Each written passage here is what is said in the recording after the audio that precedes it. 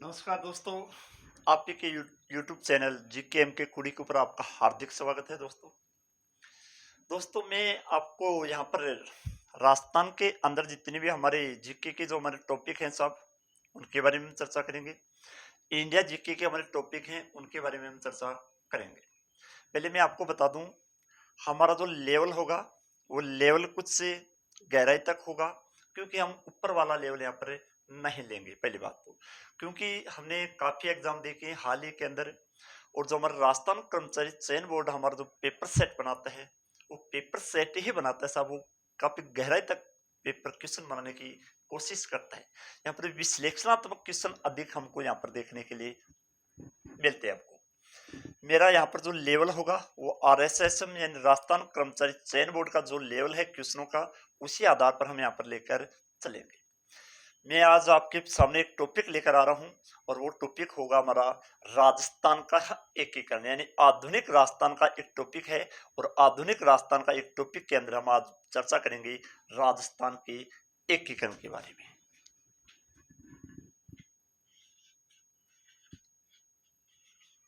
राजस्थान का एकीकरण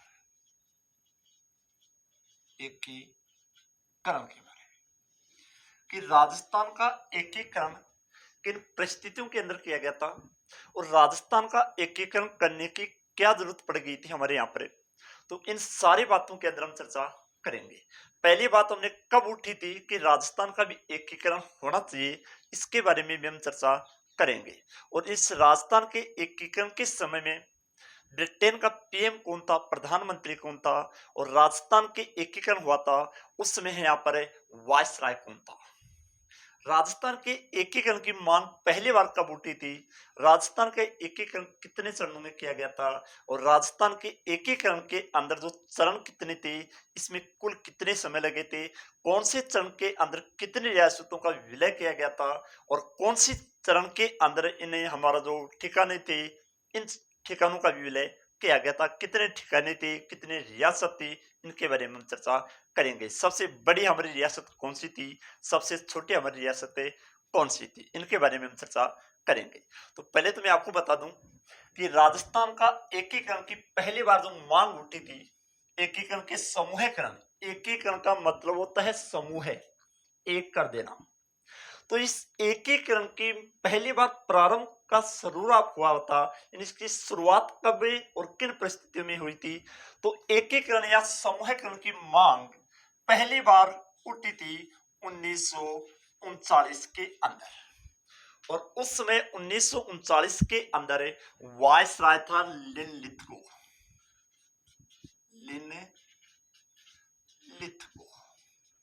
ठीक है। तो राजस्थान के एकीकरण की प्रक्रिया प्रारंभ करने के लिए पहले जो मांग उठी गई थी, ये मांग करने वाला कौन था, लेनलिथगो के समय में की गई थी। और कब की गई थी, 1939 के अंदर इसकी मांग की गई थी। अब हम देखते हैं कि राजस्थान के एकीकरण के अंदर यहाँ पर कितने रियासतों का विलय किया गया था, कितने ठिकानों का विलय किया गया था। इससे पहले हम कुछ से चर्चा कर लेते हैं किसकी, भारत की। भारत के बारे में अगर मैं बात करूं तो भारत के अंदर उसमें कुल रियासतें हुआ करती थी, और वो कुल रियासत कितनी थी, 565 रियासत थी। यानी 565 राजा महाराजा हुआ करते थे, रियासतें थी। ठीक है। अगर भारत के अंदर हम बात करें तो भारत की सबसे बड़ी रियासत कौन सी थी, तो सबसे बड़ी रियासत थी हैदराबाद। अगर सबसे छोटी रियासत की बात करूं मैं, सबसे छोटी रियासत की बात करूं मैं, तो सबसे छोटी रियासत थी बिलावरी। कौन सी थी, बिलावरी सबसे छोटी रियासत थी। ये कहां पर पड़ती है साहब बिलावरी, तो ये एमपी के अंदर स्थित है। कौन सी, बिलावरी। तो भारत की सबसे बड़ी रियासत हैदराबाद है, सबसे छोटी रियासत कौन सी थी, बिलावरी, एमपी के अंदर थी। कुल रियासतें कितनी थी, 565 रियासतें थी। इन 565 में से कितनी रियासतें ऐसी थी जो मिलना चाहती थी, तो इनमें से 562 रियासतें थी जिनका विलय किया गया था, यानी ये विलय के लिए उस समय में 1947 के अंदर है 565 में से 562 रियासतों का क्या किया गया था, विलय किया गया था, विलय किया गया था। इन 562 में से भी भाई उस समय 15 अगस्त 1947 से पहले की बात हो रही है, यानी मैंने आपको बता दिया पहले ही 1939 की अंदर में बात कर रहा हूं, ठीक है। तो जो 15 अगस्त 1947 के अंदर भारत का विभाजन हुआ, उसमें यहां पर रियासतें 565 हैं, लेकिन इनमें से मिलने के लिए तैयार थी कितनी, 562 रियासतें थी। तो कुछ रियासतें भारत के अंदर चली जाती हैं और कुछ रियासतें पाकिस्तान के अंदर चली जाती हैं, ठीक है। तो 562 में से 539 रियासतों का विलय तो कहां पर किया गया था, भारत के अंदर हुआ था। और जो हमारी 562 में से जो हमारी कुल रियासतें में थी कितनी, हमारी 23 रियासतें, तो ये 23 रियासतों का विलय कहां पर किया गया था, पाकिस्तान के अंदर किया गया था। लेकिन 3 रियासतें ऐसी थी जो किसी के अंदर भी विलय नहीं होना चाहती थी, न तो भारत के अंदर जाना चाहती थी, न वो पाकिस्तान के अंदर जाना चाहती थी। तो वो 3 रियासतें कौन सी हैं जिनका जो न तो भारत में जाना चाहती थी और न ही पाकिस्तान के अंदर विलय होना चाहती थी। तो इसमें से एक तो थी जम्मू कश्मीर, एक रियासत थी हैदराबाद, और एक रियासत थी जूनागढ़, जूनागढ़। ये 3 रियासतें न तो भारत में जाना चाहती थी और न ही पाकिस्तान के अंदर, यानी ये अपना अलग से अस्तित्व रखना चाहती थी। ये जूनागढ़ पड़ता है वर्तमान के अंदर गुजरात में। जूनागढ़ बीकानेर वाला नहीं है, ये जूनागढ़ कहां पर है, गुजरात के अंदर स्थित था। अब इन 562 रियासतों में राजस्थान के अंदर कुल कितनी रियासतें हुआ करती थी, तो इन 562 में से 19 रियासतें, कितनी रियासतें, 19 रियासतें कहां पर थी, राजस्थान के अंदर थी, और 3 ठिकाने थे। इसके अलावा ठिकाने भी कितने थे, 3 ठिकाने यहां पर राजस्थान के अंदर ही थे, 3 ठिकाने थे। और एक चीफ कमिश्नर क्षेत्र था अजमेर मेरवाड़ा, अजमेर मेरवाड़ा एक चीफ कमिश्नर क्षेत्र हुआ करता था, वो कौन सा था, अजमेर मेरवाड़ा था। अब इन 19 रियासतों में से कितने रियासतें हमारी यहां पर देखो, एक मुस्लिम रियासत थी, एक मुस्लिम रियासत थी, कौन सी, टॉक। 2 जाट रियासतें थी, और वो 2 जाट रियासतें कौन सी थी, भरतपुर, और एक थी कौन सी, धौलपुर थी, भरतपुर और धौलपुर थी। अगर मैं राजस्थान के अंदर ही सबसे बड़ी रियासत की बात करूं मैं, तो सबसे बड़ी रियासत है राजस्थान के अंदर है, तो वो क्षेत्रफल की दृष्टि से सबसे बड़ी रियासत है राजस्थान के अंदर कौन सी थी, जोधपुर रियासत थी, जिसको मारवाड़ के नाम से भी जाना जाता है। अगर मैं राजस्थान के अंदर ही क्षेत्रफल की दृष्टि से सबसे छोटी रियासत, सबसे छोटी रियासत की बात करूं, तो सबसे छोटी रियासत कौन सी थी, शाहपुरा रियासत थी, जो भीलवाड़ा के अंदर है, ठीक है। अगर मैं जनसंख्या की दृष्टि से देखूं, किसके आधार पर है, जनसंख्या की दृष्टि से, तो जनसंख्या के आधार पर सबसे बड़ी रियासत थी, तो सबसे बड़ी रियासत कौन सी थी, जयपुर रियासत सबसे बड़ी रियासत थी। अगर जनसंख्या के आधार पर ही सबसे छोटी रियासत की बात करें हम, तो सबसे छोटी रियासत, हमारी छोटी रियासत कौन सी थी, शाहपुरा रियासत थी।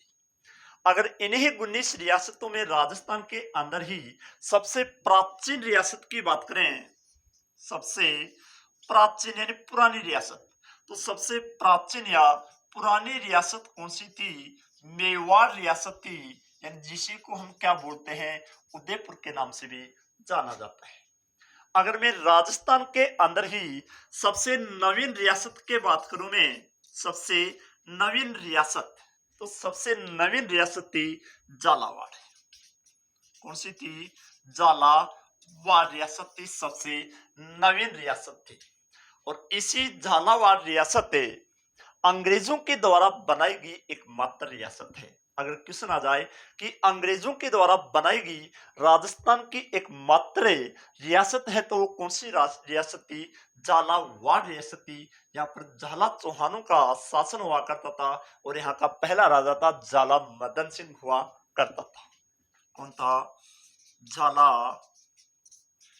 मदन सिंह था। तो ये झाला मदन सिंह के द्वारा ही यहाँ पर इस रियासत का गठन किया गया था या निर्माण किया गया था। तो देखो, सबसे बड़ी राजधानी की कौन सी है? जोधपुर या मारवाड़ है। जनसंख्या के आधार पर सबसे बड़ी कौन सी है? जयपुर है। अगर क्षेत्रफल और जनसंख्या के आधार पर अगर हम देखें तो जनसंख्या और क्षेत्रफल के आधार पर सबसे छोटी कौन सी थी? शाहपुरा रियासत थी। सबसे प्राचीन रियासत कौन सी है? मेवाड़ या उदयपुर रियासत थी। तो सबसे छोटी रियासत कौन सी थी? झालावाड़ रियासत थी। इसका गठन अंग्रेजों के द्वारा किया गया था और ये सबसे बाद में सबसे नवीन रियासत मानी गई है। और इसका राजा कौन था? झाला मदन सिंह यहाँ का शासक हुआ करता था। अब अगर हम देखें कि राजस्थान के एकीकरण के समय में, तो हमने देख लिया कि राजस्थान के एकीकरण या समूह की मांग पहली बार उठी है तो 1939 के अंदर की गई थी और उस समय वायसराय कौन था? लिनलिथगो था। अब हम देखें कि जब राजस्थान का एकीकरण जो 7 चरणों में किया गया था और ये प्रारंभ जब 18 मार्च 1948 के अंदर हुआ था, उस समय यहाँ का वायसराय कौन था? तो उस समय ब्रिटेन का वायसराय था एटली, जॉन क्लीमेंट एटली। जॉन क्लीमेंट एटली। एटली यहां पर उस समय क्या था? वायसराय था। तो जॉन क्लीमेंट एटली के समय में ही यहाँ पर राजस्थान की 19 रियासत और 3 ठिकाने और एक अजमेर मेरवाड़ा चीफ कमिश्नर क्षेत्र या केंद्र शासित प्रदेश का हमने यहाँ पर क्या किया था? एकीकरण किया गया था, विलय किया गया था, राजस्थान के अंदर ही किया गया था। अब अगर हम देखें कि राजस्थान के एकीकरण के समय में उसमें ब्रिटेन का प्रधानमंत्री कौन है? तो प्रधानमंत्री कौन हो गया? एटली। और इसकी मांग हुई थी 1939 के अंदर। अगर उसमें वायसराय का नाम पूछ लिया जाए कि जब राजस्थान का एकीकरण हो रहा था उसमें राजस्थान का वायसराय कौन था? तो वायसराय था लॉर्ड माउंटबेटन। कौन था? लॉर्ड माउंटबेटन उस समय भारत का वायसराय था और ये अंग्रेजों की तरफ से भेजा गया भारत के अंदर अंदर अंतिम अंग्रेज वायसराय था। कौन है? Lord Mountbatten. और इसी लॉर्ड माउंटबेटन को एक छबीले राजकुमार के नाम से भी जाना जाता है। ये 34वां नंबर का अंतिम वायसराय माना गया है, ब्रिटिश सरकार की तरफ से भेजा गया वायसराय था। क्लियर? अब अगर हम चर्चा करें कि इस राजस्थान के एकीकरण के समय में कितनी रियासतें ऐसी थी जो न तो पाकिस्तान में विलय होना चाहती थी और न ही भारत के अंदर विलय होना चाहती थी और अपना अलग से ही वो क्या रखना चाहती थी? अस्तित्व रखना चाहती थी। इसके बारे में हम चर्चा करेंगे। इसके अलावा हम देखेंगे कि भारत विलय के ऊपर हस्ताक्षर करने वाली पहली रियासत कौन सी थी और अंतिम यानी भारत विलय के ऊपर अंतिम रूप से विलय करने वाली रियासत कौन सी थी? कितनी रियासतें ऐसी थी जो हमारे यहाँ पर एक गठन किया गया था अंग्रेजों के द्वारा इन रियासतों के ऊपर प्रभाव बनाने के लिए एक राजनीतिक गठन किया गया था, राजनीतिक सभा का गठन किया गया था, राजनीतिक अस्तित्व बनाया गया था इन जो हमारे देशी राजा थे इनके ऊपर पर प्रभाव डालने के लिए। लेकिन इस राजनीतिक प्रभाव के ऊपर से ही यहाँ पर एक गठन किया गया था, रियासती विभाग का गठन किया गया। कौन से विभाग का गठन किया गया था? रियासत विभाग का गठन किया गया। अब देखते हैं इस रियासत विभाग के तहत हमारे कितने